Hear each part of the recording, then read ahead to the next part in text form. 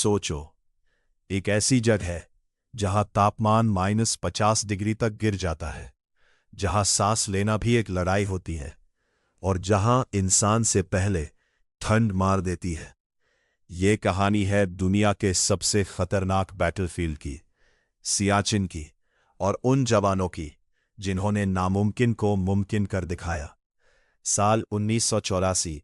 भारत और पाकिस्तान के बीच तनाव लगातार बढ़ रहा था, लेकिन इस बार जंग मैदानों में नहीं, बर्फ के पहाड़ों पर होने वाली थी। सियाचिन ग्लेशियर, करीब 76 किलोमीटर लंबी बर्फ की दुनिया, जहां ना पेड़ है ना जिंदगी, सिर्फ बर्फ, तूफान और मौत जैसी खामोशी। दुनिया को लगता था कि इस इलाके पर किसी का नियंत्रण नहीं है, लेकिन पाकिस्तान चुपचाप एक बड़ा खेल खेल रहा था। धीरे धीरे वो विदेशी माउंटेनियर्स को परमिट देने लगा, नक्शों में सियाचिन को अपना दिखाने लगा, और भारत को एहसास हो गया कि अगर अभी कदम नहीं उठाया तो बहुत देर हो जाएगी।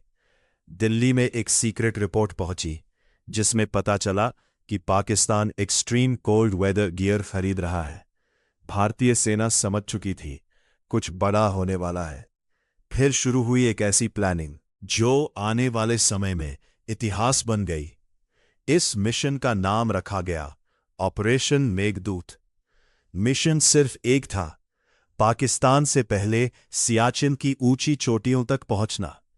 लेकिन यह आसान नहीं था। ऊंचाई 20,000 फीट, ऑक्सीजन आधी, हर कदम पर मौत का खतरा।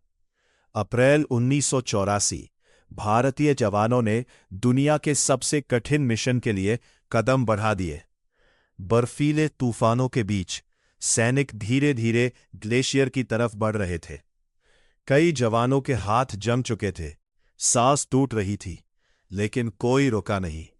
भारतीय वायुसेना के छोटे चीता हेलीकॉप्टर्स इस मिशन की लाइफलाइन बन गए। ये हेलीकॉप्टर इतनी ऊंचाई पर उड़ रहे थे जहां मशीनें भी जवाब दे देती हैं। हर उड़ान मौत के साथ एक समझौता थी। 13 अप्रैल 1984, भारतीय सेना ने चुपचाप सियाचिन की सबसे महत्वपूर्ण चोटियों पर कब्जा करना शुरू कर दिया। बिलाफोन ला, सियाला और साल्तोरो रिज, एक एक करके भारत ऊंचाइयों पर पहुंचता गया। जब तक पाकिस्तान वहां पहुंचा, बहुत देर हो चुकी थी, क्योंकि पहाड़ों की लड़ाई में एक नियम होता है, जो ऊपर होता है जीत उसी की होती है। लेकिन सियाचिन में असली दुश्मन सिर्फ दुश्मन सेना नहीं थी, असली दुश्मन थी बर्फ। कई जवान गोलियों से नहीं, ठंड और एवलांचेस की वजह से शहीद हुए।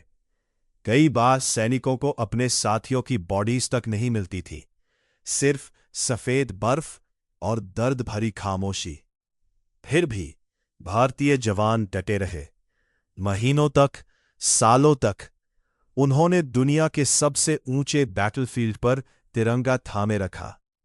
ऑपरेशन मेघदूत सिर्फ एक मिलिट्री मिशन नहीं था, यह हिम्मत की कहानी थी, बलिदान की कहानी थी, और उन सैनिकों की कहानी थी जो मौत से भी लड़ गए।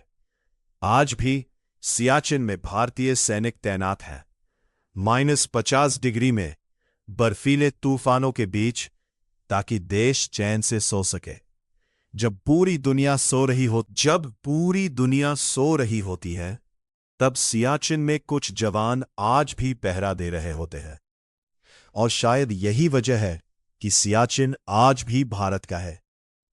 ऐसे ही देशभक्ति से जुड़ी इंफॉर्मेटिव वीडियो देखने के लिए लाइक करें, शेयर करें, सब्सक्राइब करें।